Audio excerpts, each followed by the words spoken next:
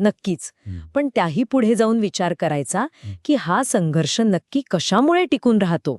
अच्छा, कशामुळे टिकतो? हां, म्हणजे साहित्यात असं सुचवलं आहे की अनेकदा हा केवळ दोन व्यक्तींच्या स्वभावाचा दोष नसतो. मग तर त्यांच्या नात्यातल्या संबंधांची जी काही रचना असते, काय म्हणतात त्याला, हं, हं, डायनॅमिक्स, हं.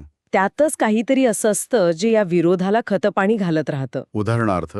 उदाहरणार्थ, कदाचित अपेक्षा खूप वेगळ्या असतील दोन्ही बाजूंच्या, हं. किंवा संवाद साधायची पद्धतच चुकलेली असेल, किंवा एकमेकांना समजून घेण्यातच काहीतरी मूलभूत अडचण असेल. अच्छा, म्हणजे फक्त कोण चूक, कोण बरोबर याच्या पलीकडे जाऊन त्या संबंधाकडे अधिक त्रयस्थपणे, वस्तुनिष्ठपणे बघण्याचा प्रयत्न. हो, हे खरंच महत्वाचं आहे. हो ना.